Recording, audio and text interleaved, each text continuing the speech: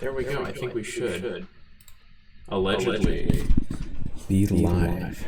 So hopefully everybody can see and hear me just fine. I don't know how close this microphone is to my face, but it should be working just all right. Go out of the room so I'm not disturbing the recording at all. Okay. You're fine. Yeah. Hello, chat. We're gonna sit in here and just kind of wait for a little bit. If anybody has any questions, please feel free to type them in the chat. I would love to answer them. But we're going to get into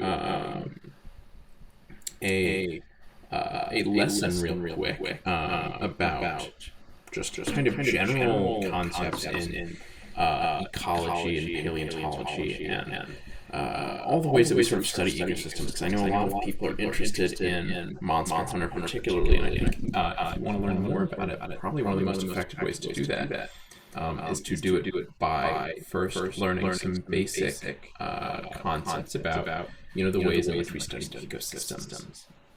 I got 3 or 4 people in chat right now, which is great. And I think I will go on ahead and start the lecture because probably more folks will come by and stay around if I'm actually talking about something instead of just sitting at this title screen. So obviously, the main question regarding this is how do we actually do this study of ecosystems? What sort of techniques are involved in looking at an ecosystem and finding out how it functions? And there are a variety of approaches that we can use to do this. There's a variety of concepts, a variety of disciplines that can be used to look at ecosystem science. Probably the most wide-reaching one is ecology. Ecology is the study of generally how organisms interact with their environment. So when we're looking at ecology, it's studying how living things interact with both other living things and non-living things. And there are many examples of this sort of ecological interaction within Monster Hunter, of course. Most notably, I picked out a few examples here. We have Ray down here. This is an example of predation. Ooh, I'm sorry if there's an echo. All right, I will see if I can adjust that. I'll mute the audio there. Okay, we should be better in terms of the echo now. Thank you, Mini Slave, for calling that out. So this is Ray down here. This is an example of predation. This is one kind of interaction. This is obviously an interaction between 2 living things. It's an interaction between one organism and another organism. But we also have examples of organisms not necessarily interacting in a way that affects both organisms in a particularly notable way. So we have amstridians down here. This is an interaction that we would categorize as amensalism. You've probably heard of symbiotic relationships before. And there are a lot of different ways to categorize them. We're not going to get super into that just now. But amensalism is a type of symbiotic relationship in which one organism is benefiting and the other organism is almost completely unaffected. So the amstridian making its nest on the tree here is really not affecting the tree in any negative way overwhelmingly. So this is an example of an amensal reaction between the amstridian over here and the tree that is building its nest on. But it needs that tree to build its nest. So the amstridian is absolutely deriving a benefit from this interaction. Another kind of example is an interaction between organisms and the non-living parts of their ecosystem. Up here, we have a Balahara. Balahara is a large leviathan that lives in the Windward Plains. I'm sure you know. Or if you're not aware of Monster Hunter, then maybe you don't know. In that case, welcome to our lovely community. Balahara up here is a digging animal. It spends a lot of its time moving through dirt, and when it does so, it shifts that dirt around. If Balahara did not exist, the Windward Plains ecosystem would look very different because they shake up that sand. They move it into many different places. Hello, Splift. Welcome. So Balahara, when it moves through the sand here, is really significantly altering the sort of layout, the distribution of these sand grains. It's doing what we call bioturbation, which is any sort of movement of the sediment of an area or the changes in the geology of an area by an individual organism. Some people like to call animals like this ecological engineers. Beavers are a very, very great example of animals that affect their ecosystem by moving parts of it around. Balahar, in this case, is, changing the distribution of the sand grains, and doing that sort of thing just by moving through them and filtering through them. This is an example of an anthropogenic change being put out. Humans are parts of their ecosystems. This is something that is very important to understand when you're looking at ecology. We as humans are parts of the ecosystems that we inhabit. And our actions. Could you explain what the layout would roughly look like if they didn't exist? Well, so if Balahar wasn't there, the layout of the Windward Plains, instead of having these great big mixes of sand dunes, and in the areas where Balahar inhabits there, the sand is all kind of mixed in together, you would get what's called stratification, because if Balahar were not moving through there and constantly shifting them around, the sand would be organized into different components based on the density of the sand that's laid down. Balahar is basically like if you took a blender in here. If you put oil into water, for example, that oil, because it's less dense than the water, will rise to the top and sit on top. It'll be what's called, it'll be stratified. And you would expect to see stratification of the dunes in the Windward Plains, but you get instead these dune structures that are very varied because Balahar is moving through them. Gormagala actually does have eyes. They're just very underdeveloped. Thank you for whoever gave the gift. Do you believe that Balahars live in burrows as a community or alone? What's their social life like? I will get into that in a little bit. I think Balahar are quite social. They tend to travel in groups of 2 or 3. But it's unclear if they have complex social structures or if they just kind of hang out together. I don't know if they're in defined family groups. It seems kind of unlikely because those groups seem to form and then disperse very quickly. Anyway, humans, as monster hunters, if you are one of those, if you play the games, you are causing anthropogenic changes to the ecosystem that you inhabit. Every time, you slay a Doshaguma or capture a Doshaguma or something like that, you're causing real changes to that ecosystem, and you are removing an animal from that ecosystem, but you're also contributing to that ecosystem in certain ways, because when this animal decomposes, then it'll produce nutrients that disseminate into the area surrounding it, and it'll feed scavengers. There are loads and loads of ways that you can both positively and negatively affect the ecosystem that you occupy as a hunter. Chotacabra are dubiously territorial. They don't seem to be particularly fond of each other, potentially because they compete for food, but they're also not as hostile towards other members of their species as some of the other monsters are. So this is another way that we look at ecosystems, a more historical lens, and that is paleontology. Paleontology is the study of the history of life on Earth. When we do paleontology, we're not just assessing the current state of an ecosystem, we are assessing the entire history of an ecosystem and considering how it got to the state that it's in. Do you think Balahar has sort of a mobbing predation? Yes, absolutely. Oh, thank you, Spliff, for the rose. I appreciate that so much. So when we do paleontology, like I said, we're not just looking at the modern state of an ecosystem. We're looking at the entire history of that ecosystem up until the modern point. And we can do paleontology in a few ways. In the real world, my job particularly, we do paleontology by looking at specimens of extinct or living organisms. We have access to a huge library of things that have once lived that now sit in the earth. Unfortunately, in Monster Hunter, the paleontology is not as robust as it is in our world. But we do still have some good examples of fossil organisms. For example, you can identify 1, 2, 3, maybe even 4, 5 different species of ammonoid in this little rock here. This is, I believe, from Wilds. I forget if this is a screenshot that I took in Wilds or World. But there is still paleontology to be done, and we can very much use paleontological techniques to learn about the ecosystems that are present in Monster Hunter. And that's why I'm just going over what paleontology is and how it's done.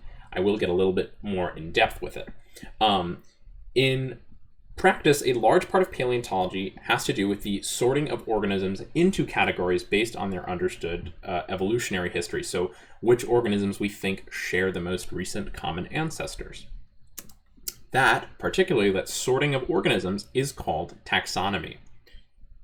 Now, when we do taxonomy, taxonomy itself is kind of an arbitrary term. It is really just the process of sorting living things into groups. That's like what taxonomy is. And you can sort them into real groups or... Oh my gosh, thank you for the heart me, Pasquale J. Thank you.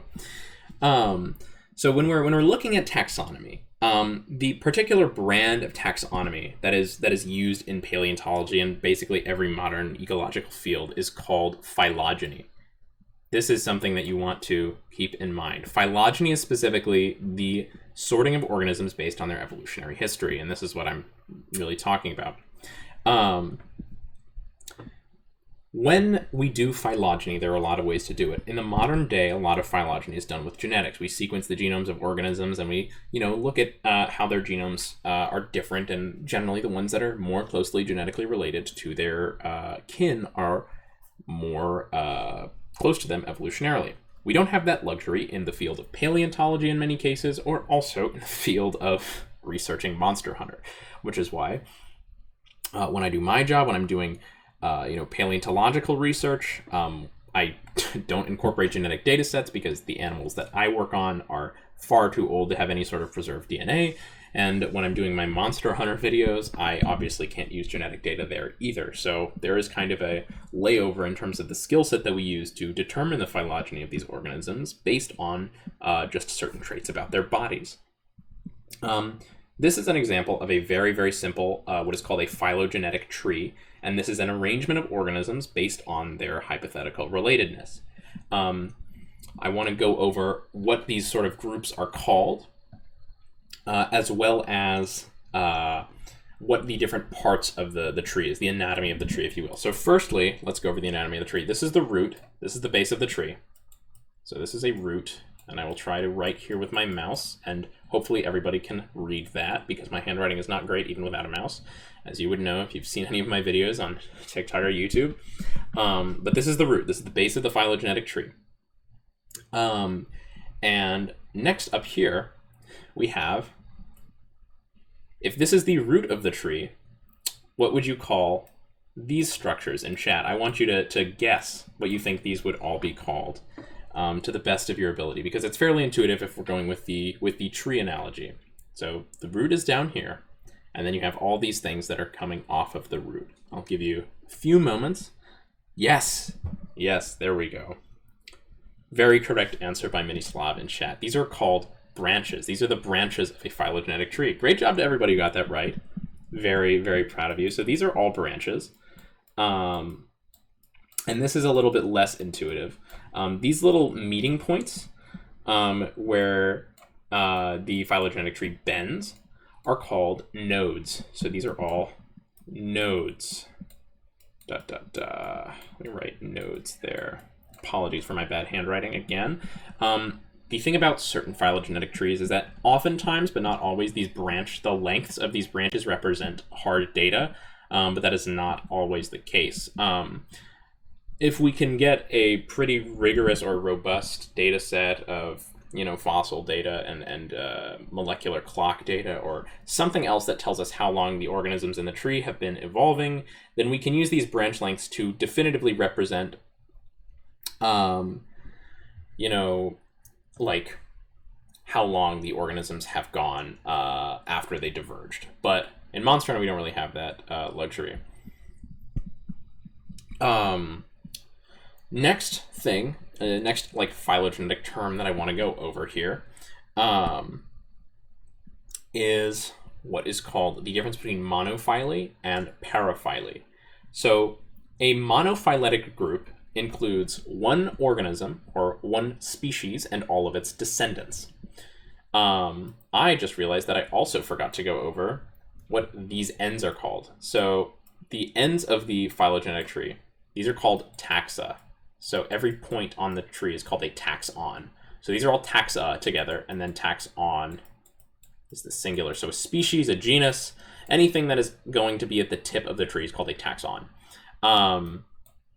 And in this case, we have three taxa here. We have Brachydios, a brood wyvern, and then Blanganga here, and then Copper Blanganga. I definitely want to go over the skeletal anatomy of a lot of the wyverns in Monster Hunter Wilds in the future, and I will definitely make like a kind of a video going over all those different adaptations at some point. But when we are grouping taxa together, there are two kinds of groups that we can create. We can create paraphyletic groups or monophyletic groups. When we create a monophyletic group, it is going to be a grouping of an organism and all of its descendants. So I'm going to use blue here to denote our monophyletic group. This is one monophyletic group, and this is another monophyletic group.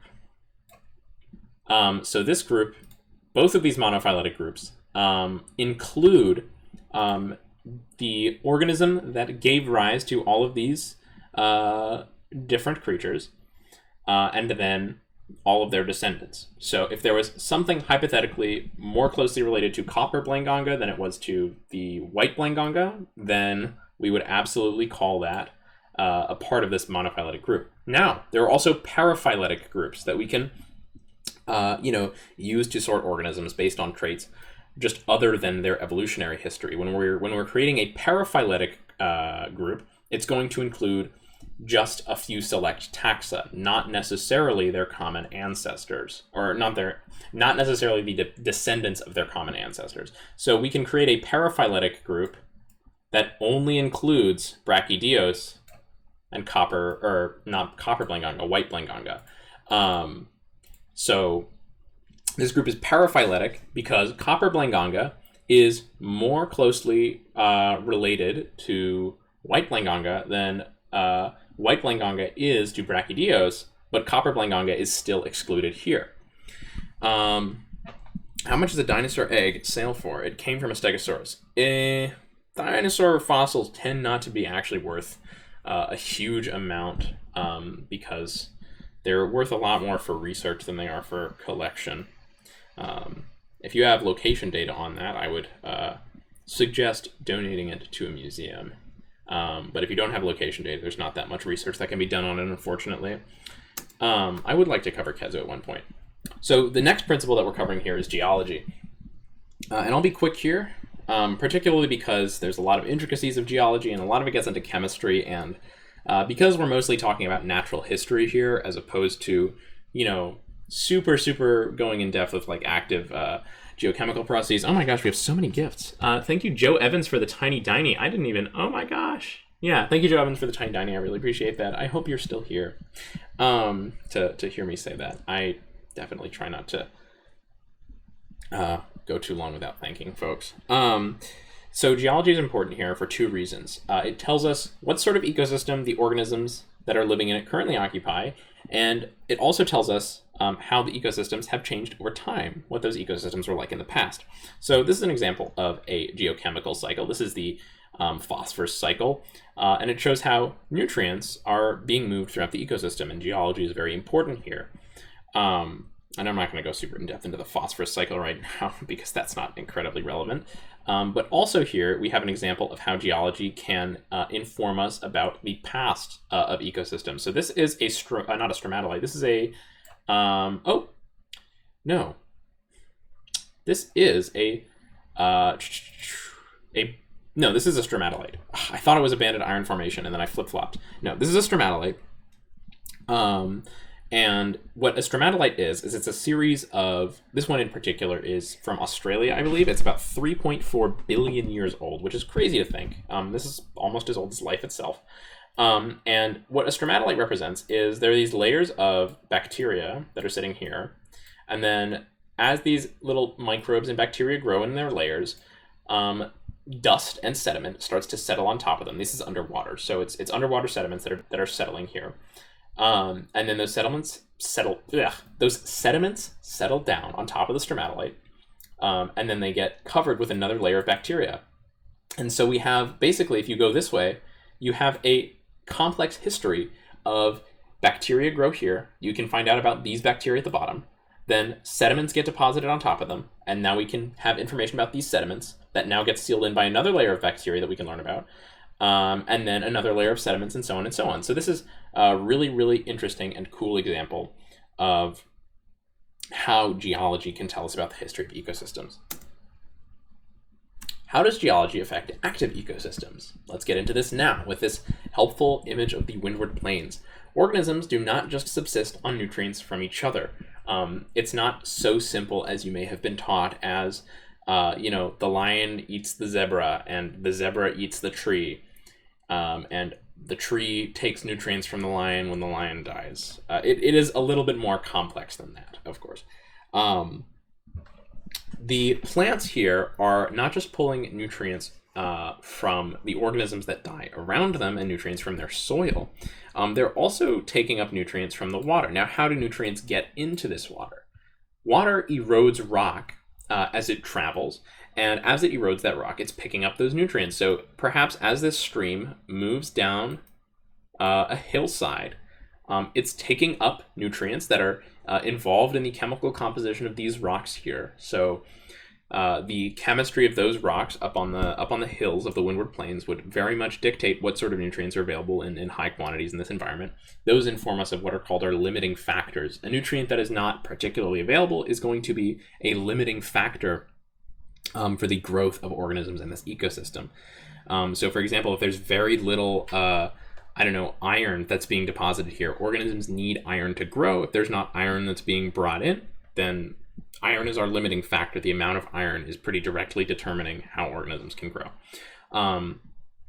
When animals that live here, which are called consumers, eat the plants that are uptaking this nutrient, anything, nutrients, toxins, chemicals, whatever, that stuff gets taken into the bodies of these animals.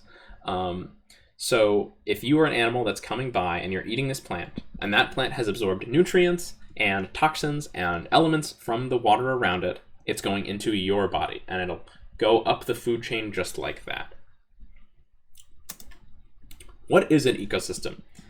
Ecosystems are systems that are formed by the interaction of organisms with their environment, which includes other organisms and the local geology. Ecosystems are categorized into biomes, which is a categorization system that is largely based on the temperature and precipitation, which is pretty generally informed by the latitude and altitude of an ecosystem. I'm good. You have got to make a notebook journal like Alma's. I do. I actually do have an Alma. I do have an Alma journal right here. Let's see if I have an open page. People keep telling me I have to do this. I've already done this. All right, this is my Rathalos entry. I don't know if you can see that so well, but check my page. I have loads of videos going over my journal. Yeah. It is possible, Shadow the Hedgehog. Ecosystems are categorized into biomes based on temperature and precipitation. Let's do an exercise, chat. This is a graph. This is called a Whittaker diagram, and this categorizes it categorizes ecosystems into biomes based on their annual temperature and average annual precipitation. So, what biome do we think the Windward Plains falls into? And the answer can be multiple because a lot of these biomes a lot of the areas in Monstron are fairly diverse, and actually include multiple biomes within them. So if you think that the Windward Plains fall into any of these specific categories, please type that in chat, and then I will tell you whether or not you are correct or incorrect. And then we'll do the other areas as well. What did you major in? I currently am studying environmental science, and I work as a museum preparator and assistant researcher. Temperate grassland. I actually don't know if that's correct. I wrote these down, and I'm going to press the answer to reveal them momentarily. I haven't played Monster Hunter. I'm assuming shrubland. It is pretty definitively a subtropical desert and kind of hot, low precipitation savanna. The Windward Plains is mostly just a desert. It has many dune areas It's got a wide variety of very hot, very dry ecosystems. And one thing that is very important for the Windward Plains in terms of categorizing it is that it has dry thunderstorms. So by the time storms reach the Windward Plains, they've rained out all of their precipitation and you're just getting thunder, which indicates to me that it's probably quite inland. However, the Windward Plains does seem to get a little bit of precipitation carryover, which is how it's able to grow such high amounts of plants in that kind of grassland area right near the base camp, because it sits right next to the Scarlet Forest. And so it does get these like spikes in precipitation whenever the Scarlet Forest experiences rainstorms. And so it is both a subtropical desert and a little bit of a savanna. Next up is the Scarlet Forest. This one is a little bit more intuitive. The Scarlet Forest is very, very heavily in one of these categories, and I'm very sure that everyone will be able to identify it. If you want to type in chat what kind of biome you think the Scarlet Forest is. It is known for being hot and having a lot of rain. The Scarlet Forest, in fact, almost subsists entirely on rain. It rains so frequently in the Scarlet Forest. It's really crazy. Unfortunately, I'm not doing guests for this stream. I will accept questions in chat once we get to the end of the lecture. But, all right, there we go. Scarlet Forest. Oh, is it going to go? There we go. Okay. Scarlet Forest is a tropical rainforest. It is very hot. It's surrounded on all sides by quite hot... Oh, yeah. I tried to circle that and then it wasn't going. So it's just going to be that mess right now. Yeah, so the Scarlet Forest is incredibly hot, as evidenced by its proximity to two other very hot areas. It's sandwiched right between the Oil Well Basin and the Windward Plains. So it is evidently quite high in temperature. The Scarlet Forest also experiences a lot of rainfall, obviously, so it's got a ton of precipitation, and it doesn't seem to be tied to the point in the year so much as it is tied to like the inclemency event, which is a very like consistent sort of thing. Obviously, there's probably a wet and dry season.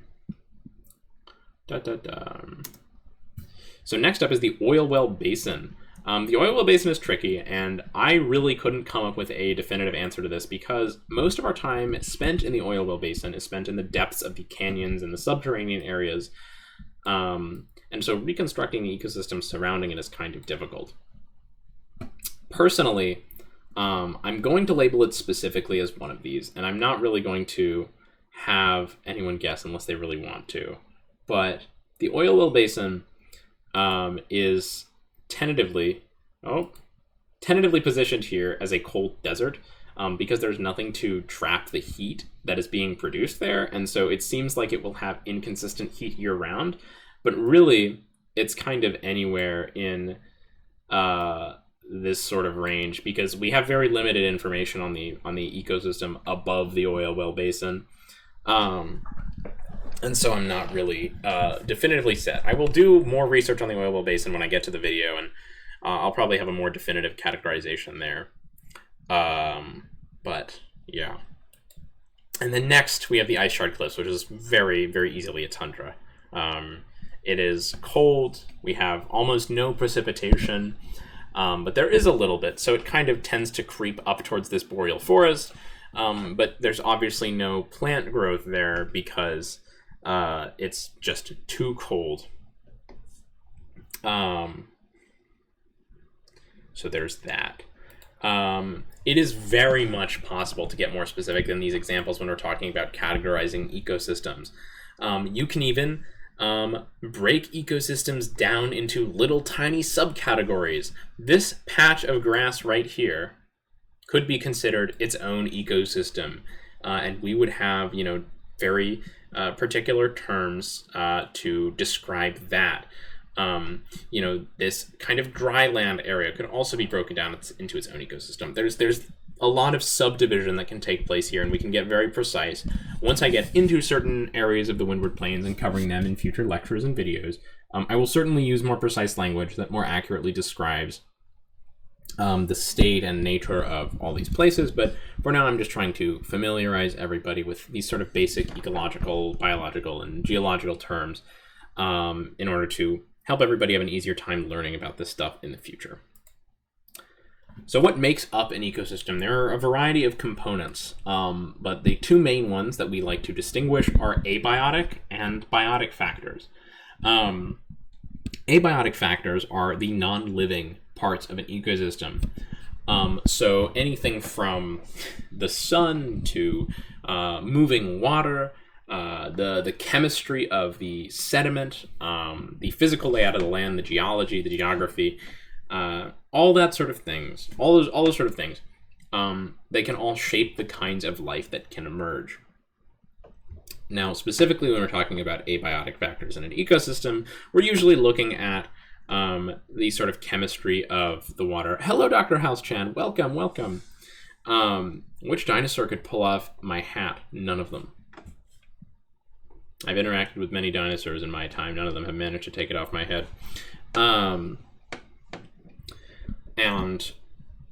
So when we're looking at, for example, the oil well, these sort of mounds here, I would consider those abiotic factors that affect the ecosystem. Just as a kind of a quick and easy example, these are breaking up the exposure of heat from this area back here. So as heat is coming by, it's going to be blocked from there, and that causes changes to the ecosystem surrounding them. Presumably also this water being here, that's another abiotic factor.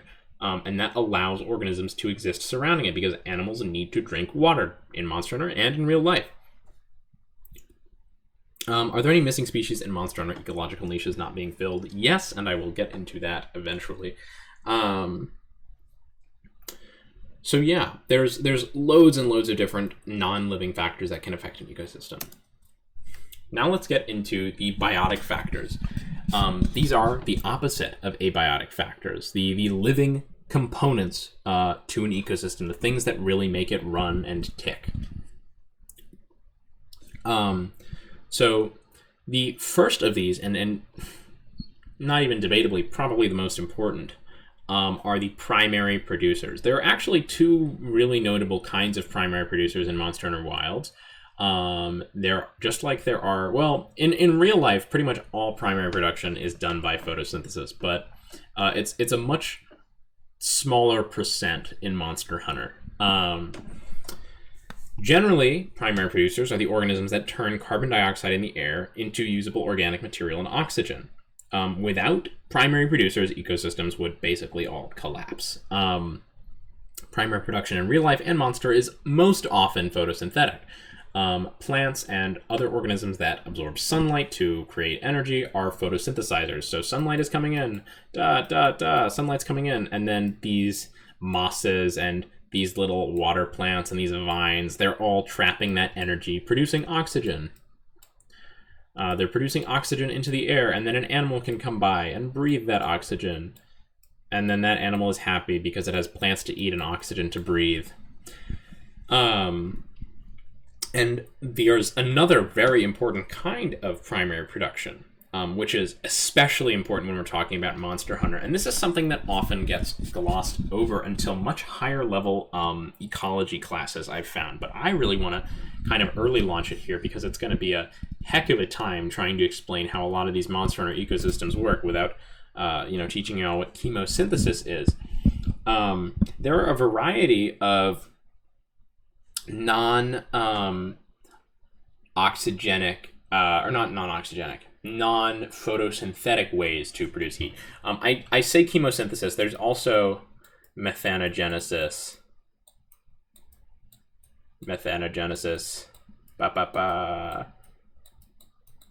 And this is, I believe, methanogenesis is primarily performed by the organisms that live like around deep sea vents. Either way, chemosynthesis and methanogenesis are two chemical reactions that organisms do to produce energy and take carbon dioxide out of the air without needing sunlight. There's kinds of photosynthesis that produce oxygen. There's kinds of photosynthesis that don't. Oxygenic photosynthesis is probably the most dominant form of photosynthesis, but methanogenesis and chemosynthesis are very much important for Monster Hunter, because when we're talking about primary producers like this Wilk, I don't know if you would consider Wilk a primary producer per se. I would. It is really dependent on whether or not you would consider Wilk to be alive, or you would consider the Dragon Torch to be alive, or the Land Spine to be alive, the thing that the Wilk comes out of. Either way, there is something which is taking in carbon dioxide from the air without the need for photosynthesis, without the need for sunlight to assist it, and converting it into usable energy for the organisms that surround it to allow it to be consumed. So this gets into something very, very important to realize. Ecosystems are not closed systems. When we think of a closed system, you might think of a glass jar. And it is, in fact, true. A sealed glass jar can contain an ecosystem. There was a famous one, I believe it was in, I think it was in the Smithsonian. One of the Smithsonian museums, they had a glass jar that lived completely unaided for many, many years. It was totally sealed, and it sat out in the courtyard. And it was completely sealed up. And you would think of that as a closed system. You would think that it was a perfectly contained ecosystem that nutrients didn't have to come in and out of, that could maintain itself for many, many years completely unaided. However, it's not a closed system. Thank you, Spliff, for the roses. I very much appreciate that. Because it was taking in energy from the sun. Primary producers can't do their work without getting energy from outside the ecosystem. It's not possible. So they either need chemicals to be ferried in for stuff like chemiosynthesis. They need a constant supply of those chemicals. Or they need energy from the sun, which is how most ecosystems function on Earth today, because the sun gives us energy. This gets into actually a lot of very common arguments against evolution and how to refute them. A lot of people tend to say that because like the laws of thermodynamics dictate that entropy should increase, evolution is impossible. And that's not true for a few reasons. One, evolution doesn't really have anything to do with entropy, but the idea that complexity increases over time in a closed system, violating, they think that because complexity increases over time on Earth, that violates the idea of entropy increasing over time in a closed system. The Earth is not a closed system. We're constantly getting energy from the sun. We're constantly getting energy from, other places. So much in the sense of, a fish tank being warmed with a heat lamp. The Earth is constantly being warmed and given energy from outside sources, much like the Monster Hunter ecosystems. Hello, Pierre Watt. Welcome. So, a big takeaway point from here. Ecosystems are not closed systems. They need energy from other places. And that energy always has to come from somewhere, and it's incredibly important to identify those sources of energy and nutrients from the outside, because without them, the ecosystem would collapse. And when we're looking at how an ecosystem functions, you want to start from the foundations. What gets done with all that energy, though? It gets brought into the ecosystem, it sticks around. The producers use it to grow themselves, but obviously the producers aren't growing with all of that energy. They end up storing a lot of it in their bodies, and it gets consumed by other organisms before they can use it. So consumers are organisms that can't generate their own energy. They can't fix oxygen from the air. They can't fix carbon dioxide from the air and turn it into oxygen. They can't do chemiosynthesis or methanogenesis or any of these other fancy chemical reactions that would allow them to just plainly coexist in an environment. And good for them, because these guys do respiration that often counteracts those producers. So they take in the byproducts of those producers. Most often, the producers are making oxygen, and these guys are inhaling oxygen, putting out carbon dioxide, so there's this great balance. These organisms need to take in energy from other organisms, as I've said here. This is important. And they eat both consumers and producers. So this harpy eagle, for example, is an example of a consumer that only eats other consumers. It's what we would call a secondary, tertiary, potentially apex predator. I'm not super involved in knowing exactly where this animal sits in its food web, but It is an animal that exclusively eats other animals. However, there are organisms that eat both other producers and other consumers. So an omnivore, for example, is an animal that includes both producers and consumers in its diet. It would be an animal that eats plants and other animals. A cow is an animal that eats pretty much exclusively producers rather than eating consumers, although cows sometimes supplement their diet with meat. Point being, consumers have a varied diet, which includes both other consumers as well as some producer organisms. This is an example of a very basic food web that I've constructed for the Windward Plains. So here we have an example of a plant. This is an ephemeral blossom, which represents our primary producer. It is a photosynthetic plant. It has these beautiful leaves that are filled with chlorophyll. So there's CO2 coming in through here, and it's pushing out oxygen. But it also traps energy within itself. And that energy is very, very tasty for these Dolphodon and these Keratinoth. These guys are both taking energy out of this ephemeral blossom. They're gobbling it down, and they're converting it into energy within their own bodies. They're usually turning it into sugar or something analogous to that. There's also probably a fair amount of sugar just trapped within the plant itself. Where are monster hunters on the food web? That is a great question, and I will point that out in just a moment. And these Gagios are eating these Dolphodon. So these Gagios are an example of secondary consumers, just like these Doshagama. So these guys are consumers that eat other consumers. And another thing to note here is that the energy that is going up the food web is diminishing as it does. So we're starting with a very large amount of energy in these night flowers, and then it's splitting off. So it's getting smaller and smaller. The amount of energy that gets passed on, the fraction gets smaller and smaller. It's a structure of diminishing returns, basically. And so predators get probably about a tenth, I think it is. There's like this general rule about it that I have not written down, unfortunately. But there's a general rule that only a very small fraction of the energy consumed by an organism on the food web gets passed on to the organism that sits above it, which is why food webs don't tend to progress ad infinitum. You don't get an animal that eats an animal that eats an animal. Yeah, it's about there. And when we're looking at, food webs, they tend to only have a few levels because of that, because the energy just can't possibly be sustained. It's also why apex predators, like Ray Dow, for example, tend to have a very small population compared to secondary and primary consumers, and even more so primary producers, because the amount of energy that is in the ecosystem needs to get boiled down like maple syrup to a crazy degree before it actually reaches Ray Dow. How would ore eaters like Basarios or Gravios fit within a food web? That is a really good question.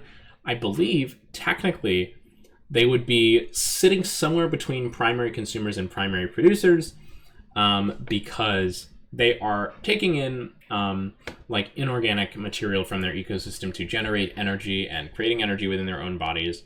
But they also might be doing that via symbiosis with some kind of algae or bacteria that sits within their body that is the actual primary producer that is converting that to energy. So I would say they're probably primary consumers. Where do things like the Guardians fit? The Guardians are primary consumers. And I actually talked about that in my Fulgur Anjanath video, because the Guardians are eating the Wilk, and the Wilk is the energy byproduct of a primary producer. Anyway, so these Gagios here are an example of a secondary consumer, and then Ray Dow here is a tertiary consumer. It's also an apex predator because there are no consumers specialized in eating Ray Dow. Monster hunters actually are a part of the food chain. They do eat quite a lot of stuff. When we're talking about eating, generally monster hunters would fit as secondary consumers, but if you choose to get a little bit gourmet with it, you can actually grill and eat Ray Dow tail, as well as a bunch of the tails of the other monsters. So here we're going to draw a pair of monster hunters. We're going to give one of them a greatsword because I love the greatsword. My artistic prowess is unmatched. So there's our greatsword, and then this one is going to have We'll give this one a charge blade, because I also like the charge blade. So this one's going to have a charge blade. There we go. If you want to see more of my excellent art, please sub. You get free scans of all of my art when it gets made on my Discord. I upload it there. I promise it's better than the stuff that I'm doing in this presentation. And so anyway, these monster hunters, they are generally eating Dolphodon, Keratinoth. They also eat the night flowers. They eat loads of stuff as a monster hunter. You're an omnivore, so they kind of sit everywhere. They're heterotrophs. They eat multiple things, and that's true of a lot of consumers. So generally, we define an animal by the highest level of the food chain that it sits at. Ray Dow, for example, is an apex predator, not just because it eats secondary consumers. It also eats primary consumers like Keratinoth. But it sits at the top not because it is not because it eats the thing that is second from the top, but because nothing else eats it, if that makes sense. Let's go over some key points from this lecture, which I am happy to do if you either, and elaborate on these if you want. If anybody in chat has any clarifying questions about these sorts of concepts, please let me know. I'm just going to go over some key points here, largely because a lot of people came in late, or that sort of thing. Could a primary consumer be considered an apex like rhinos? Well, if a primary consumer was the highest trophic level in its ecosystem and it was not actively preyed upon by anything else, then yes. But rhinos do, I believe, face active predation from a variety of organisms. So I don't know if rhinos would be an excellent example for that, but in certain areas, if you had, a giraffe in a paddock, and that paddock was your ecosystem, and there were no predators of that giraffe in that paddock, then that giraffe would be both a primary consumer and an apex predator. Because it is only eating things. There is no organism in there that is subsisting on the giraffe population and eating it. So these are our key points. Ecology is the study of ecosystems. Ecology is the study of ecosystems that exist and the interactions that occur within them. Paleontology is the study of the history of the natural world, which includes the history of ecosystems. Phylogeny is the sorting of organisms into groups based on relatedness. So if you remember our little phylogenetic tree here. Okay, this is phylogeny. Oh my gosh, thank you for the galaxy. Wow. Oh, thank you so much, Rimuru the Demon Slime. I very much appreciate it. It helps me do these lectures more often. And I sincerely hope you stick around to learn a little more. So this is phylogeny. And this is the sorting of organisms into groups based on phylogenetic relationships, which is their most recent shared common ancestor. Ecosystems are controlled by their geology and not just the organisms in them. Ecosystems would look very different if they occurred in different geological situations. The reason that the ice shard cliffs look so different from the windward plains is, oh my gosh, holy W. That's 10 of the W coins. Oh my gosh, thank you, Hidden Keratin, so much. So the windward plains would look incredibly different from the ice shard cliffs, even if they were in the same temperature. Oh, I'm not going to be able to get through these sentences. That's 19, 20 Ws. Oh, I'm tweaking. Oh my gosh, thank you so much. I'm not going to be able to finish this lecture if people keep gifting. I'm not going to be able to get through this. Thank you, Hidden Keratin, so much. Oh my gosh.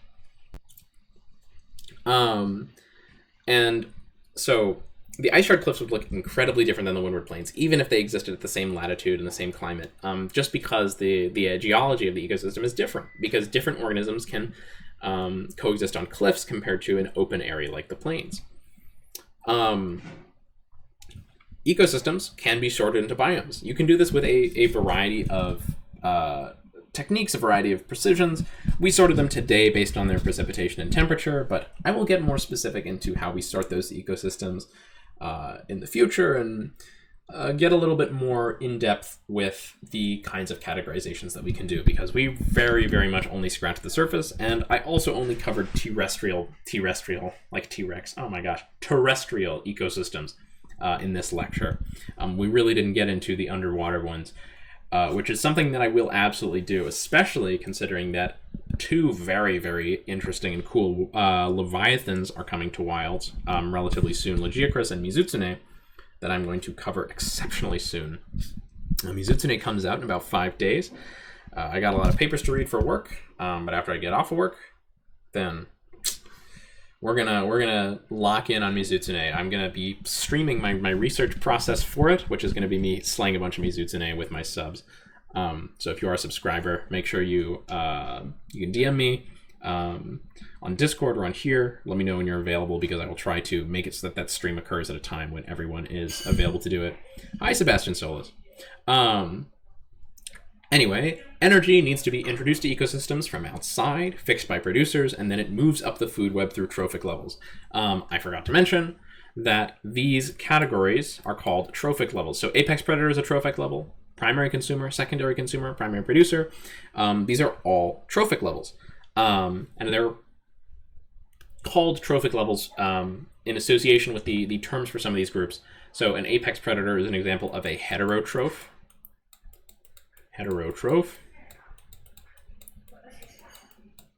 Which means that it eats multiple things. And primary producers are organisms called autotrophs. That means that they generate their own energy within themselves.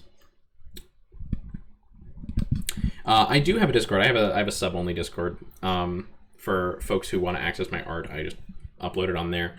I'm sorry, Alistar, if you can't hear me quite well. I sincerely apologize. Please, everybody, let me know if you're having any sort of audio issue. This microphone can be kind of quiet, but it is pretty solid. But anyway, so energy moves up the food web through trophic levels, and that's not just true of energy and calories and nutrients, it's also true of toxins, which we'll get into. So there's a process that is called biomagnification, so this red line is representing energy, but this green line, because it's nasty and green like poison, is going to represent a toxin. So if there's a toxin in the soil here, it's going to be absorbed by these ephemeral blossoms, and then, oh no, these keratinoths are going to eat this. And every time these keratinoths eat an ephemeral blossom that has toxin in it, I have heard of the Duonicus discovery. I talked about that a couple streams ago. Every time these keratinoths eat an ephemeral blossom, they're consuming an entire ephemeral blossom's lifetime worth of toxin. So this plant has been absorbing toxin through a process called bioaccumulation throughout its entire life. And it's going to sit in this plant. It's not going to be absorbed or have anything done with it. And then it's going to go into these keratinoths. And these keratinoths are going to eat poison throughout their entire life. So these guys are going to absorb little bits of toxin throughout their entire life as they eat ephemeral blossoms, because these guys probably eat 10, 20 a day in terms of plants. They eat a lot of plant mass. And as these guys eat plants, it's going to accumulate in their bodies, and they're eating lifetimes worth of plants. And then every time a Doshaguma eats a keratinoth, then, oh my gosh, this Doshaguma is going to have a huge amount of toxin in it. And this Doshaguma is going to, every time, for every meal, it's eating an entire lifetime's worth of toxin from these keratinoths. And then when this Ray Dow finally gets to that Doshaguma and eats that Doshaguma, how many ephemeral blossoms worth of toxin do you think it's eating every time it preys on a Doshaguma? Which is crazy, absolutely crazy. So that is a way that toxin moves up through ecosystems. That's why when you eat a predatory organism, the amount of toxin that you are ingesting is very much... Now, the frenzy virus is an interesting case, because the frenzy virus isn't necessarily just an inert toxin. It multiplies. It's an organism in its own. Well, a virus isn't really an organism, but a virus does multiply. It is debated whether or not viruses can be considered alive, but the virus does multiply. I don't think Gormagala canonically is the originator of the frenzy virus. It's just co-evolving with it. We'll get to that more in the question section. But this is a non-multiplying toxin. This is just like, we'll call it element X.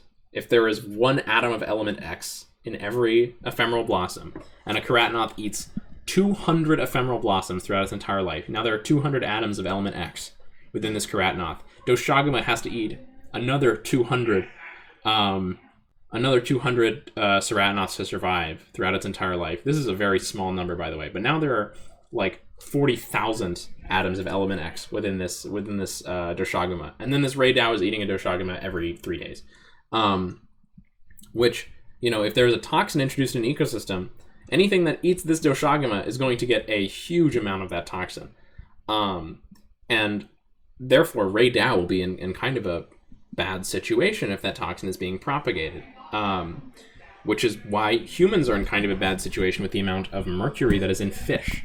So when we eat big predatory fish like tuna or swordfish, they're going to have a lot of mercury in them because they eat a lot of other fish throughout the course of their lifetime. That's also why shark meat tastes really bad, because they accumulate a high amount of urea. Their meat tastes like pee-pee, like urine. Anyway, so that's how energy and toxins move up through the trophic levels. That's basically what we covered today. This is what we're going to talk about next time. I want to look at specifically the eastern dunes of the Windward Plains. I'm going to try and put that together. Throughout the week, I might get a lecture out by the end of the week. I might not. We'll see when I can record another one. Otherwise, you know, I'll do it when I do it, and I will try and make a big stink about it so everybody knows when it's happening, so you guys can make it on time. I also want to talk about the basic groupings of organisms, both in the modern day and in Monster Hunter, and how those groups are created. So like kind of a little bit more in depth with taxonomy, and also how maybe a little bit about how evolution occurs. Evolution is a very important concept to grasp when we talk about organisms specifically, as well as ecosystems. But I think if you're going into an organism and you're looking at its evolutionary history, I do have a Discord. It's unfortunately only available to subscribers. But if you have questions for me outside of the stream, you can always DM me. My DMs are open, and I will do my best to answer them as quickly as possible. So we'll be going over the eastern dunes of the Windward Plains, talking about Balahara, sand stars, a lot of little burrowing organisms, those little flying winged drakes. I forgot the name. Shoot, I completely forgot what they're called. The noisy ones. The ones that are kind of like the Noyos from Monster Hunter World in the Wildspire. I will chat about that. I'm going to have an open question section in just a second. Thank you, Brick Floatsmore. Oh, thank you so much.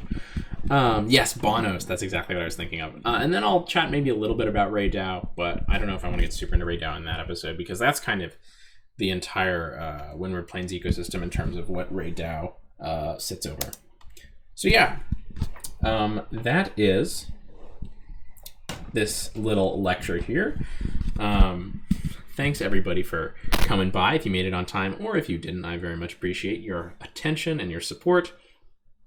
And now it's open question time, so I'm going to go through and answer all the questions that I didn't get to in chat. And if you have any other, oh my gosh, who just donated 20 tiny dinosaurs? Thank you. Oh my gosh. Thank you so much. I really appreciate that.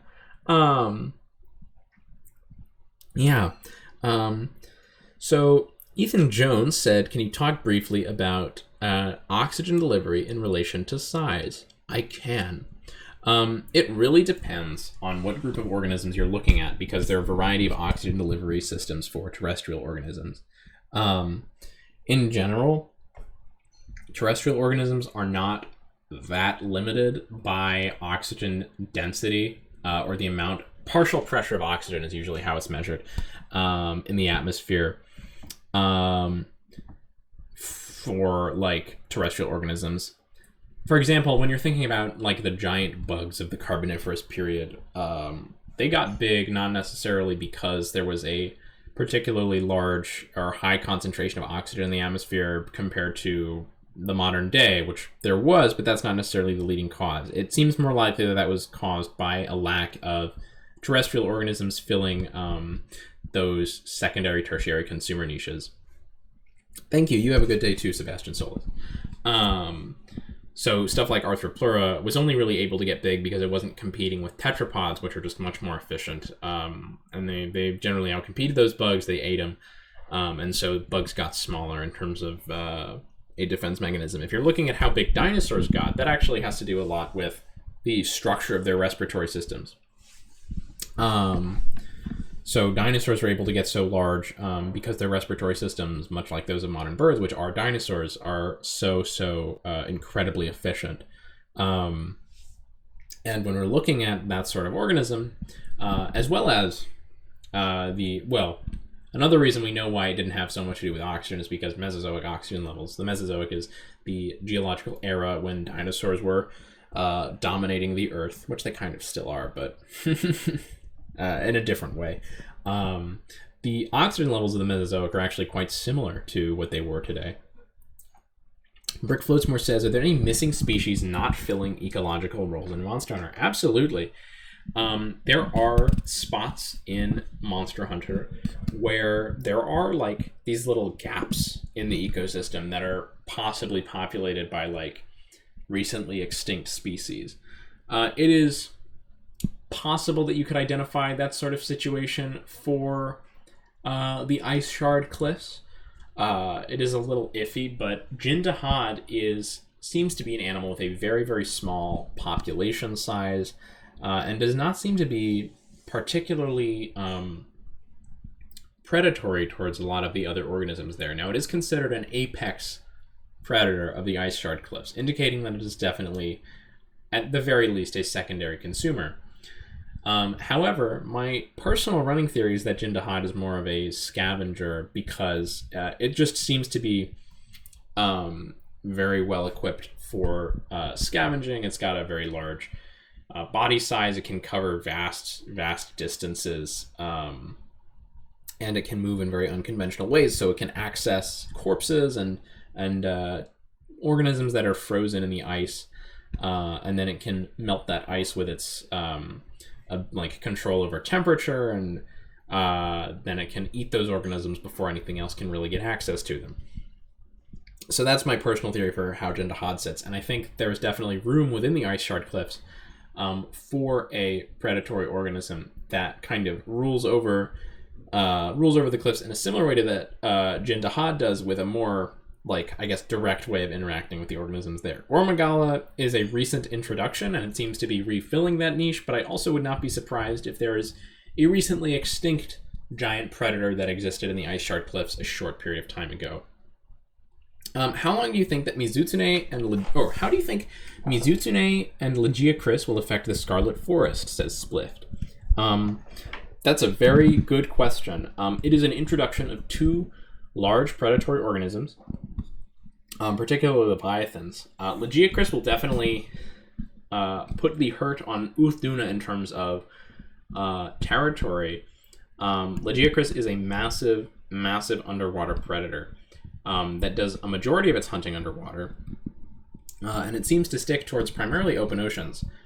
You know, this is kind of the opposite of a saltwater crocodile in the sense that it is a historically very oceanic animal. This is the first time we've ever seen Legiacris in freshwater that I can that is within my memory, and so it's very interesting to see how that could possibly change its behavior, change the way that it acts. You know, I have no idea if this is now a Legiacris that's going to be doing a lot of its hunting on land. You know, we saw it looking at or standing over a dead Dalthodon in the trailer for those very recent, like those very brief moments. So maybe this is a Legiacris that's now shifting towards a more terrestrial predation style. In that case, like, everything is out the window in terms of prediction, because I have no idea how this animal is going to behave differently compared to the Legiacris of the old world. For Mizutsune, the fact that there is a breeding male Mizutsune means that it is either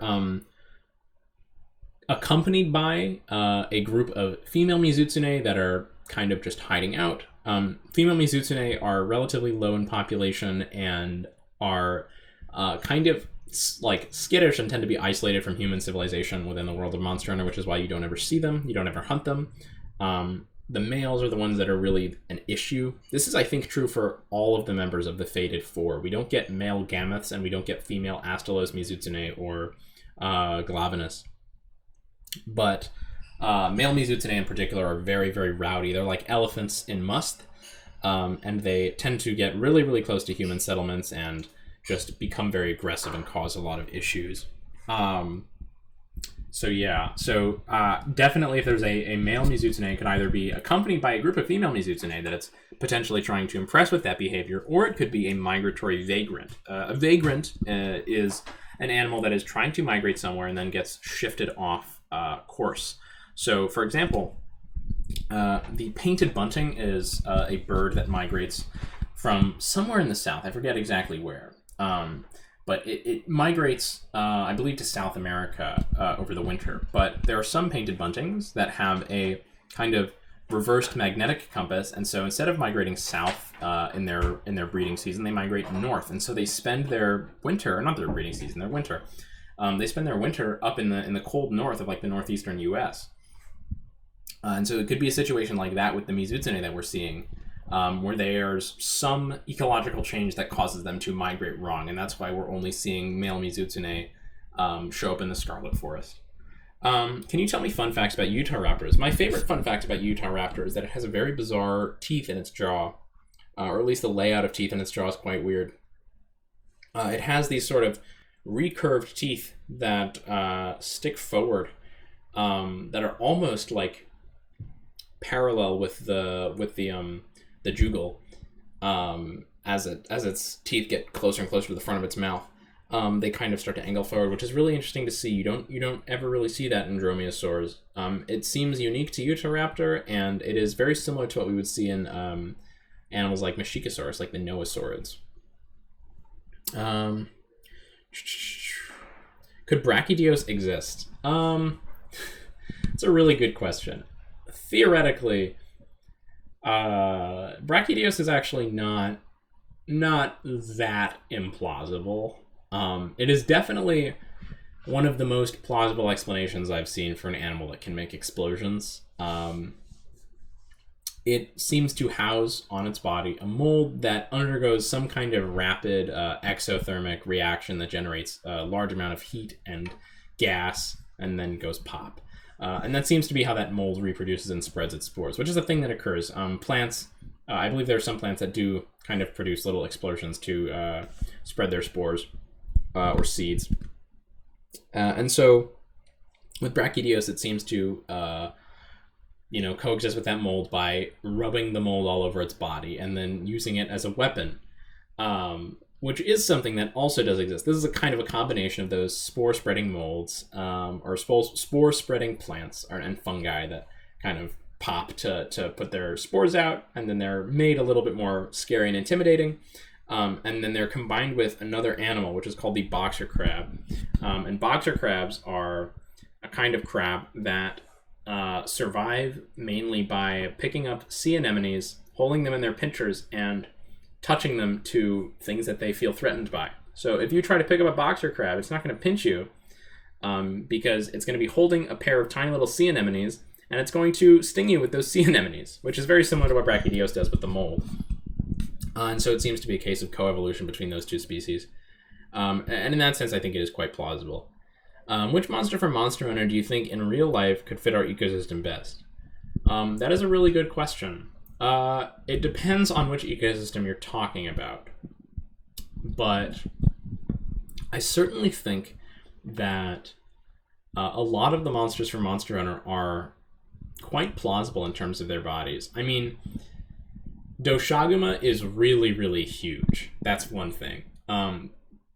People don't really understand a lot of the time how big the monsters in Monster Hunter are. That's the main thing that makes them like so jarring and so strange compared to modern animals. Doshaguma is it's definitely heavier, but it's almost as long and tall as an adult Tyrannosaurus Rex. And so Doshaguma is really big. I don't know if a Doshaguma could feasibly exist in the modern day in any sort of ecosystem, but something a little bit smaller. The arthropods in general are kind of out the window because arthropods on land can't get so big as they do in Monster Hunter, because the muscles of arthropods attach to their exoskeletons, and so they would need super, super thick exoskeletons to avoid breaking them whenever they move their limbs. Yeah, the elder dragons and any of the giant arthropods in Monster Hunter are very much the ones that I think are the most reality-defying, because arthropods in general just need such thick exoskeletons to get that big, and they would be too heavy to move on land.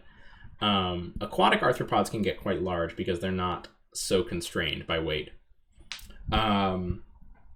But, you know, a lot of the small monsters are incredibly feasible. A lot of the small monster designs in Monster Hunter they're just real animals almost. Like Gagios is something that could totally physically exist. I can imagine. I would not be surprised if we found some early Triassic Archosaur that just looked like Gagios. Cetus is an interesting case because it does seem to be able to produce oxygen independently or like in association with the algae that lives in its beard, which is interesting. Cetus is probably the most plausible elder dragon because it doesn't seem to have an extra pair of limbs. Honestly, I think maybe one of the most plausible monsters in Monster Hunter are like Gobel and the Piscine Wyverns. Yeah, Gobel might be my pick. It's basically just an early tetrapod that has kind of gone back to the water. Kirin would be feasible in terms of its anatomy because it's basically just a scaly horse. And mammals do sometimes produce scales in association with hair. The issue with Kirin is that it produces lightning with no real electrical organ besides the horn. And it produces lightning in a way that is not kind of coming from its body. It like calls down lightning, which is, I mean, it's cool. It's very cool, and I do love those little bits of hard fantasy in Monster Hunter, because they make the world feel more magical. And it is a magical world, but it is a very believable magical world. And because the world is so believable, when you get those magical moments, they feel very impactful. That's why I love the Fatalis fight so much, is it's just filled with that.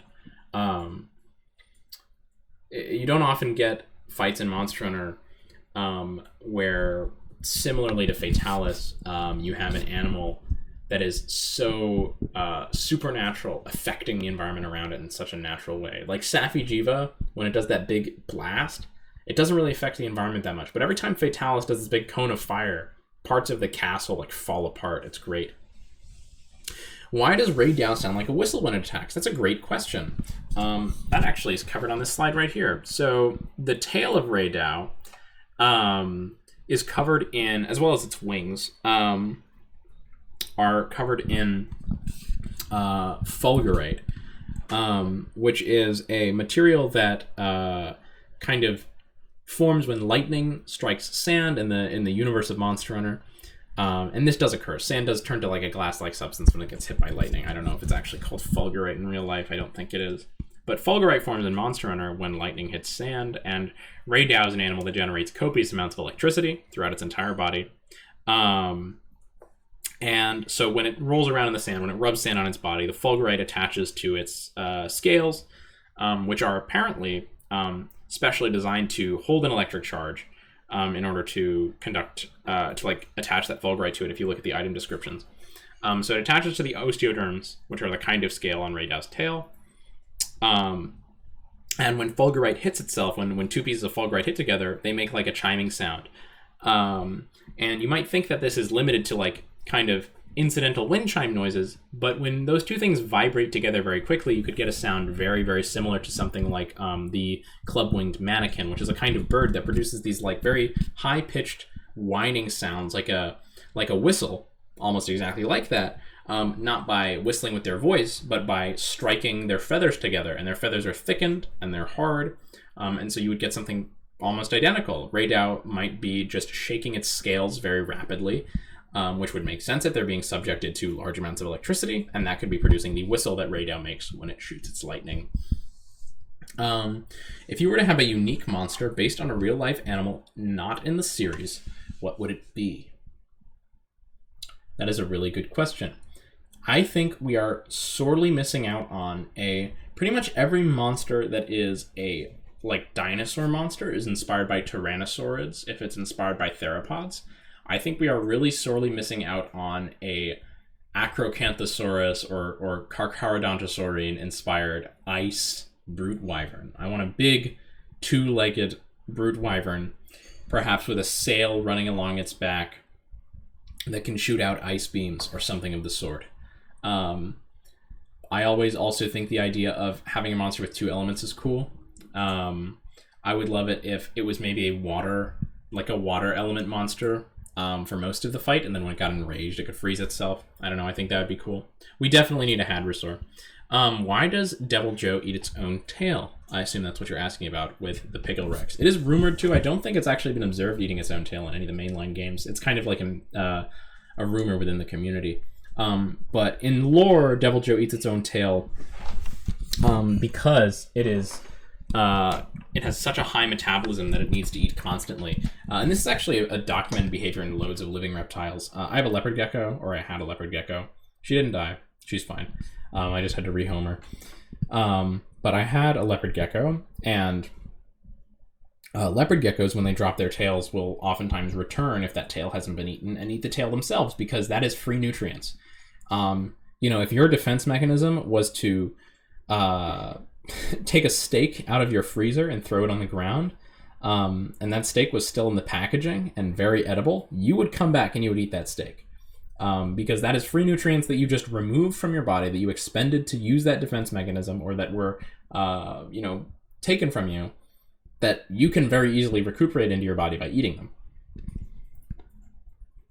Yeah.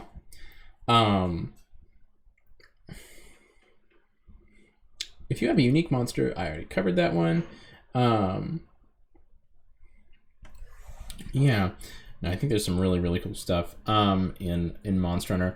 I do like the idea of bleed on a Carcharodontosaur-based brute wyvern, although there is kind of like a meme with Carcharodontosaurs being like bleed-focused animals that's not super based in research or like studies. I mean, obviously when an animal that big bites you, you're going to bleed, but the idea that they would bleed out their prey items is not well supported or well evidenced against. It's speculative behavior, and it is reasonable, but if we practice and depict a speculative behavior too much, then it becomes assumed by the paleo community, in much the same way that pronated wrists did. Before there were any real studies on how dinosaurs could articulate their wrists, it was just assumed that they held their wrists like this in just about every piece of paleo art. And so every time someone painted a dinosaur, they just did their wrists like this. But dinosaurs can't do that. If they do that, the wrist bones that they have kind of squinch over each other, and they break. So dinosaurs cannot hold their wrists in a pronated fashion. They have to hold them inward with the thumb facing up. And that wasn't found out until like the early 2000s. And the reason that research wasn't done is because everyone just kind of agreed without performing any research to depict their arms going like this. Now, most of the ways that we depict dinosaurs acting and looking are fairly well researched, but there are still areas where work needs to be done. And in some cases, that work that is done violates our assumptions about their anatomy, because dinosaurs are very unique animals. Recently, there was a paper published that described an entirely new muscle in the cheeks of most dinosaurs. Which is bonkers. So, for example, if you see like this is gonna be so bad. If you see a Tyrannosaurus skull, oh, that's nasty. Okay, hold on. I have no idea how I can't undo it. Okay, I have to live with it. So this is gonna be our theropod dinosaur skull.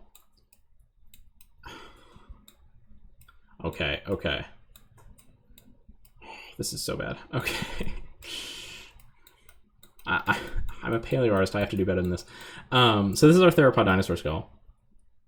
And this is the... what is your favorite monster? My favorite monster is Lagiacrus. I love aquatic reptiles.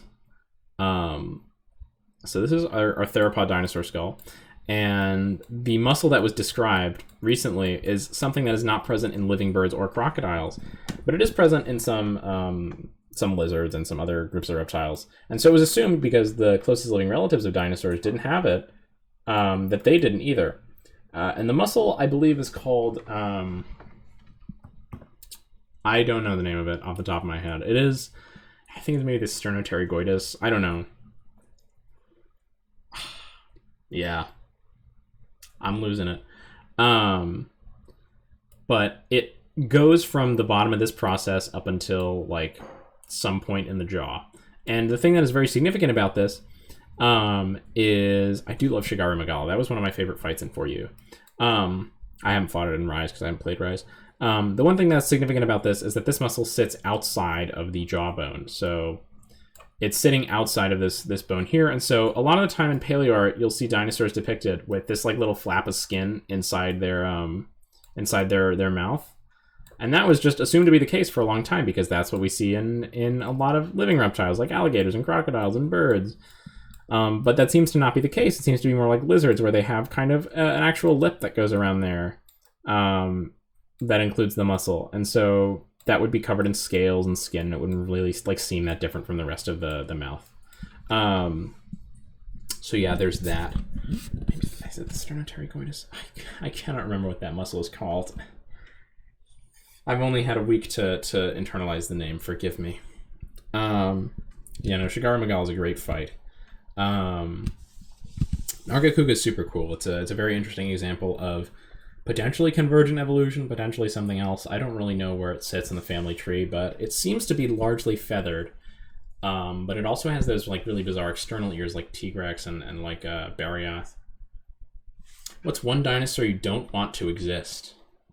It's a good question.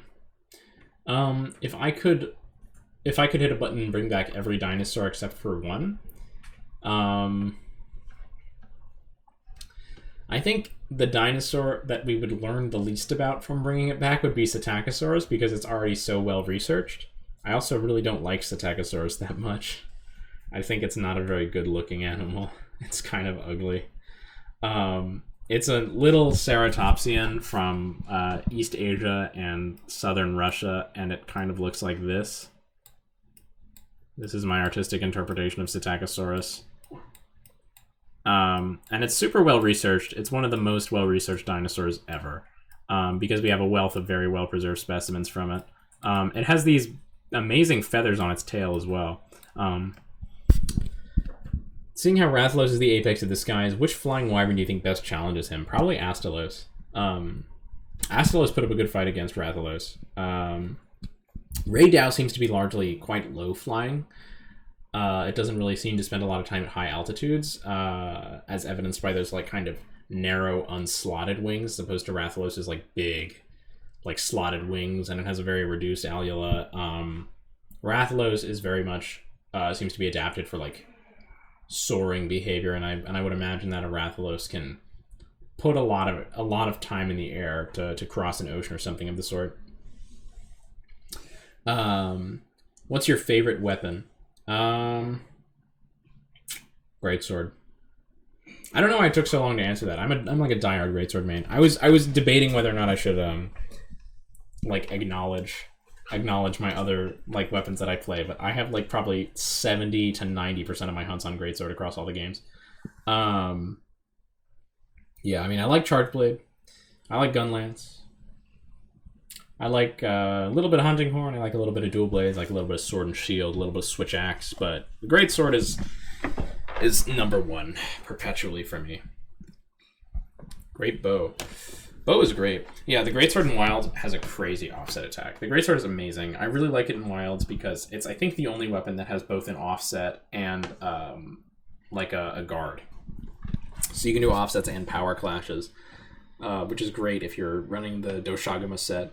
Because the Doshaguma set gives you the set bonus that boosts your attack when you offset or power clash. I love Wild's Greatsword so much. It's so good. So good. And it's great because it has a great ability to break monster parts. So I can use it for looking at the internal anatomy of some of these beautiful creatures. Because not just the outsides of their bodies are modeled. When you break a monster part, you can get a pretty good look at its internal anatomy, which has helped a lot with my research projects and looking at how things fit together in the internal biology of a lot of these guys. Nice job. Nice. That's good to know, Split. We can probably get together 4 Greatswords for the first Mizu hunts. What is the most unrealistic monster? It's a really good question. definitely some of the frontier elder dragons. They're the burning freezing. I forget what it's called. There's the one frontier elder dragon that's like half on fire, half frozen. That is an animal that I can confidently say does not abide by the laws of physics. That's good to hear, All-Star. Which monster would you improve in terms of physical design? I think I could make Chotacabra a little bit more interesting. It's kind of a not... I don't think it goes far enough into like the desert toad concept, because it's clearly very inspired by desert rain frogs in terms of its like behavior, but its body just doesn't communicate that. It kind of just reads like a fanged beast. And I think it could be a little bit more amphibian-like in terms of the way that it moves and the way that it looks. I think maybe the chin could go. I might do a Chotacabra redesign, but... Is there a type of insect that you would like to see made into a monster in a Monster Hunter game? Absolutely. Oh my gosh, there's so many beautiful, beautiful insects that I would love to see in Monster Hunter. Yeah. I mean, like, any sort of, like, orchid mantid. I would love an orchid mantis or a praying mantis inspired insect monster that can go invisible. I would also love a cephalopod monster that can go invisible. Anything that plays with invisibility or camouflage. I know it's cheap and I know it's annoying, but it would be so cool as a design choice. Yeah. I would also love to see some more interesting stuff with beetles. I'd like to see like a bombardier beetle type monster that shoots out like gouts of flame or something like that. I know we have like Desert Celtis, but there are so few beetle monsters. Yeah, definitely some kind of Hymenopteron as well, like a wasp, like a real flying wasp that could really attack you from the air. What's a monster that you would love to make a subspecies of? So many. I want to see a water new Udra. I mean, we don't have an actual like proper water dwelling cephalopod yet. Which is kind of crazy. But there's a lot you could do with that, I think. Any of the apexes from Wilds, I think would be so cool to see an apex or a subspecies of. They're very tied to their ecosystems, so I think that would be hard, but I think it is possible. Yeah. There's a lot of good stuff out there that could possibly be done. Rhino beetle monster would be absolutely crazy. I mean, that's kind of Celtis, but I think they could push the Celtis concept farther. Celtis is like such an early game monster that it doesn't really use that prompt to the best of its ability. Are there any real life animals like Gormagala? In some ways, yes. I mean, there are animals that primarily hunt through smell and sound and taste.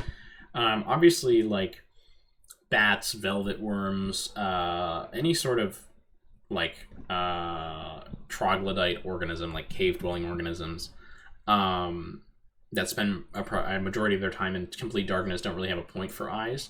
But in terms of having a symbiotic relationship with a pathogen like Gormagala does, I'm not sure. Yeah, I've not done research into Gormagala so intensely yet. I would like to do a video on it. I could see a fire raid Dow. I absolutely could. In terms of the metamorphosis of Gormagala, it is quite inspired by living insects, where they'll have like an instar form and then they'll molt into like a beautiful mature form that doesn't exist for a very long time. Although I think Shigarmagala lives for quite a while, which you would expect because it has like a mouth and it still has like a digestive system, at least from what I understand. But a lot of the insects that do molt like that tend to just not have a digestive system, and they spend their entire adult lives trying to look for a mate and then die. How many regular humans could beat Ray Dow? Do they have a tank? If they have a tank, I think they could beat Ray Dow relatively quickly. Since Espionage came back for Rise, what other frontier monsters would you like? I would love to see Barlagal. Barlagal is my like kind of only choice for frontier monsters that I want to see back at the moment. I think it's the one that would fit the best in Wilds, and I think it has a pretty sizable spot for it in the Ice Shard Cliffs. Humanoid monsters, I think that would be cool. to a certain degree. I think we could use a monster inspired by like an Ashdarkid pterosaur. I think they're very humanoid in some of their body movements. And the Fang Beasts fill that niche quite well. Yeah. If you get one weapon to Monster Hunter, what would it be?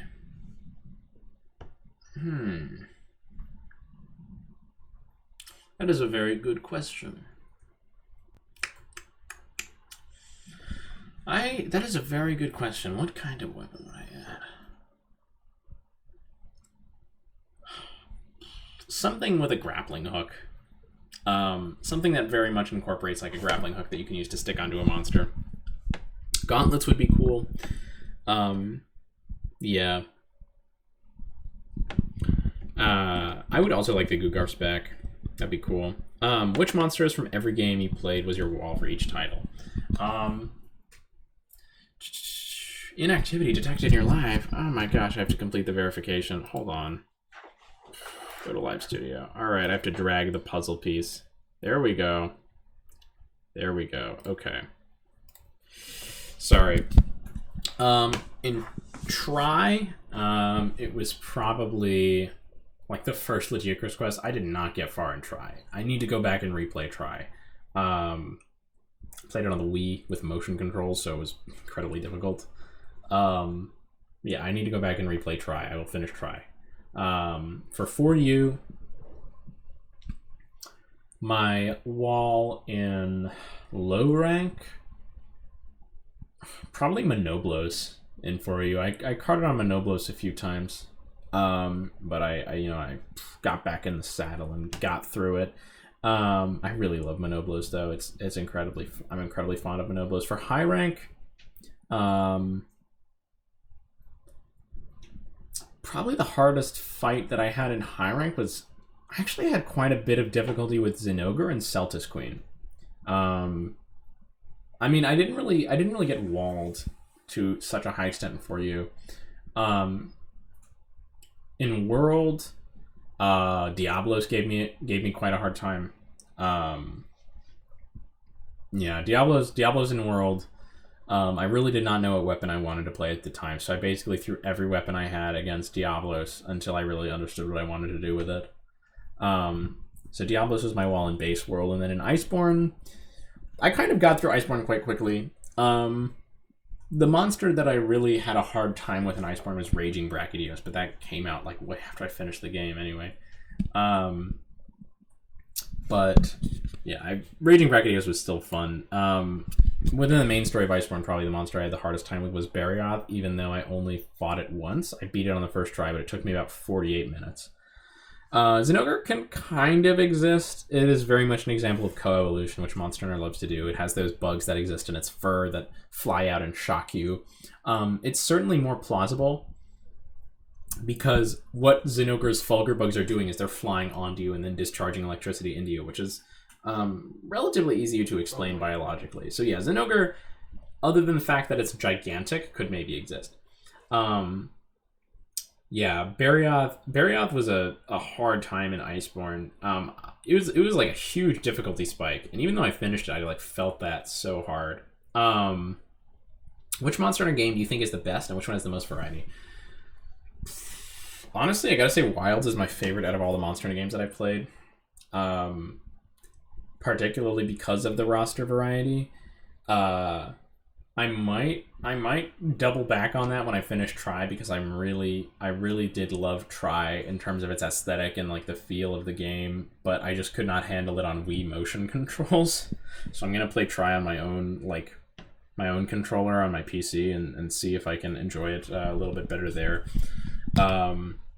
I really did love 4U's roster variety. I mean, Generations Ultimate just has like objectively the best roster variety because it's like every monster. But yeah. Could Nargacuga be relative to Zinogre? It's certainly possible.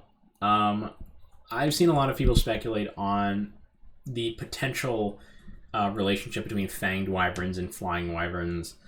I don't know if I would place Zinogre closer to the fanged wyverns than I would to the other fanged wyverns than I would to the fanged beasts, because it seems to have hair all over its body. but also some of the fanged wyverns have hair on a lot of their bodies. And it's really a question of, is Zinogre's hair the same kind of integument that we see in like Doshaguma and the fanged beasts? Hiss and such. Hello, Divinex. If you were to add a new ailment/element, what would it be? Oh, ooh, that's a good one. That is a good one.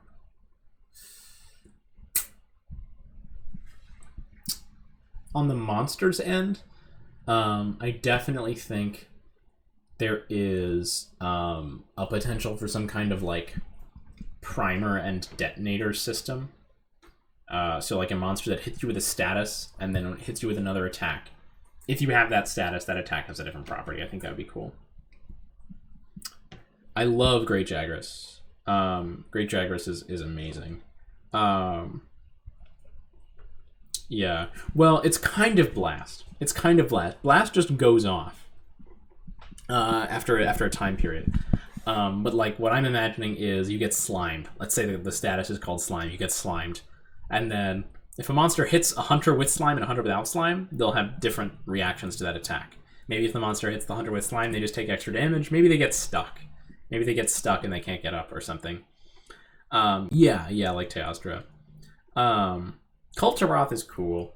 It is incredibly large, and it's incredibly hot. Yeah, Nickelodeon Wyvern.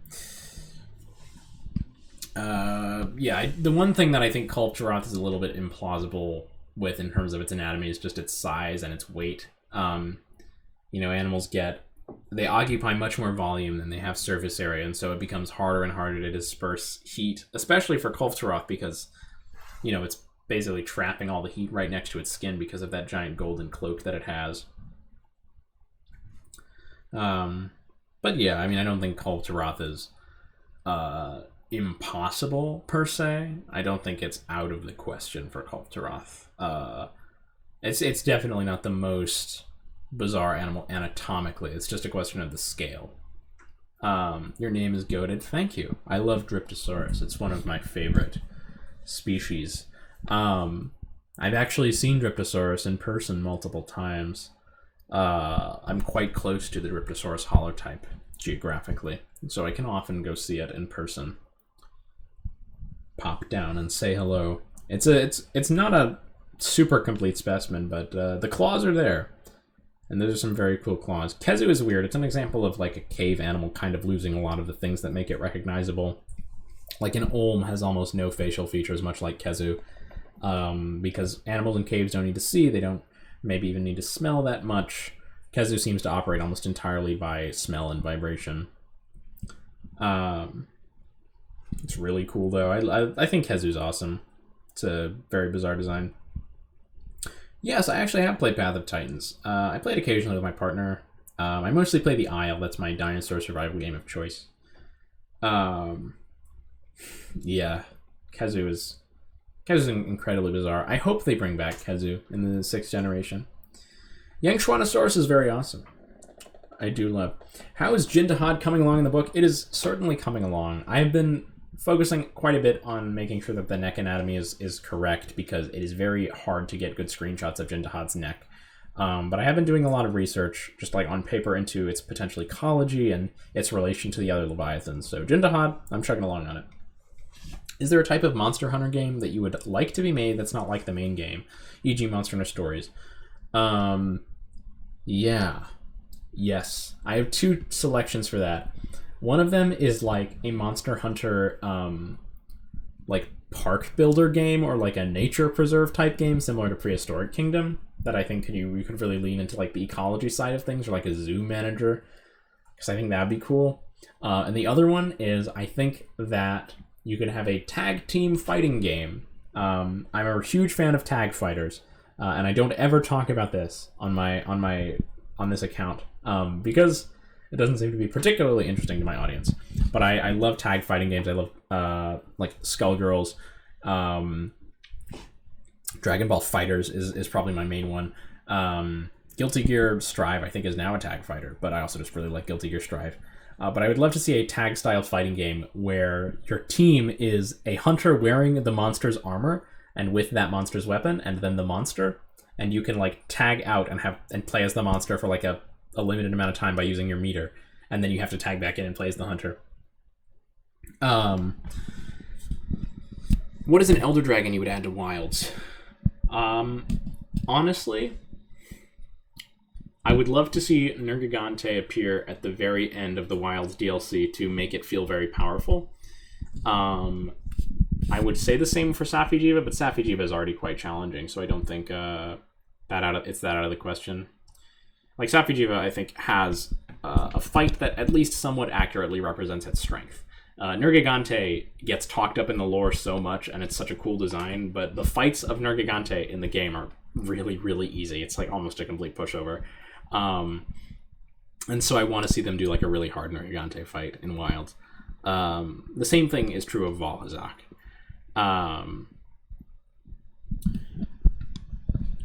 How did Indominus kill the Pax sauropods? Presumably they are like relatively domesticated apatosaurs. And so they didn't really have a reaction to it. That's what I'm thinking of. Otherwise, that would just be exceptionally unlikely if those were like wild sauropods. Do you think there should be a story based on this? Yeah, I think it'd be cool to see guild knights hunting down poachers. Guardian Nergigante would be crazy. That'd be insane. I think I have a hunch that in the DLC we'll start to see Guardian Elder Dragons. Especially because the story of Old Iberia seems to be so wrapped up in Elder Dragons. And this is going to be the last question that I answer because I do have to go now. Ooh, never mind. I have two really good questions. Add one Elder Dragon to real life. I would pick any of the Thunder ones so that we can get infinite clean energy. What is your favorite unsolved mystery regarding dinosaurs? This is a good last question. My favorite unsolved mystery regarding dinosaurs is the mystery of theropod dinosaur facial tissue. We just really don't have a lot of well-preserved theropod dinosaurs, which are the big two-legged meat-eating ones that have their faces preserved. So we don't know a ton, outside of the ones that are very closely related to birds, about what kind of covering they would have had on their face, how far in the feathered theropods the feathers would have gone down the rostrum. There's just a ton of unknown stuff about the way that a theropod dinosaur would have looked in life from the neck up. Anyway, thank you everybody for coming by. I really do appreciate you joining this stream. And I will try to get this lecture out on my YouTube as quickly as possible. As well as run another stream like this soon, where I cover, like I said, the eastern section of the Windward Plains, some basic phylogenetic grouping, stuff like that. So yeah, thank you so much, everybody, and I hope you have a wonderful day. Have a good day, night, wherever you are off to. See ya.